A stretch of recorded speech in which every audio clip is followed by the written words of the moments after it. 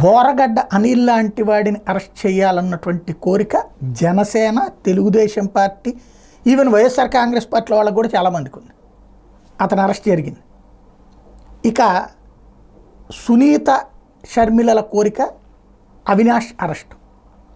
గతంలో సిబిఐ చివరి నిమిషం దాకా వచ్చి ఆగిపోయింది. అవినాష్ అరెస్ట్కి అక్కడ బెయిల్ లభించింది. ఏది సుప్రీంకోర్టులో బెయిల్ ఇచ్చినటువంటి పరిస్థితి, సుప్రీంకోర్టు ఆదేశాల మేరకు బెయిల్ ఇచ్చినటువంటి పరిస్థితి, అరెస్ట్ని ఆపేసినటువంటి పరిస్థితి.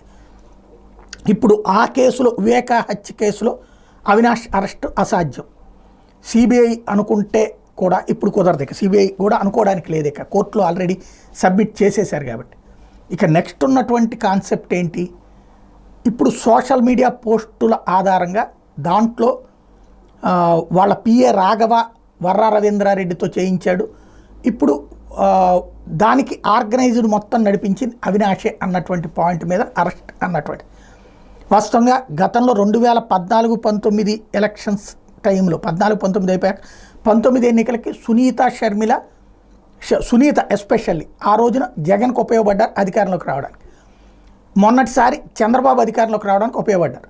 జగన్ అధికారంలోకి వచ్చినా తనకు ఉపయోగపడలేదు, ప్లస్ తన తండ్రి విషయంలో తగినటువంటి విధంగా వ్యవహరించలేదని సునీత ఆగ్రహించి మన చంద్రబాబుకి మద్దతు ఇచ్చారు. ఆవిడ బలమైనటువంటి కోరిక అవినాష్ రాజకీయ జీవితం అంతం, షర్మిల కోరిక కూడా అదే ఆ ప్లేస్లో అన్నటువంటి. అవినాష్ అరెస్ట్ అన్నటువంటి దాని ద్వారా కీలకమైనటువంటి అడుగులు వేయాలని చూస్తున్నారు. దానికి ఇప్పుడు ఈ సోషల్ మీడియా ఈ కాన్సెప్ట్ని బేస్ చేసుకుని ముందుకు అడుగులు పడుతున్నాయి. ఏం జరుగుతుందో చూడాలి.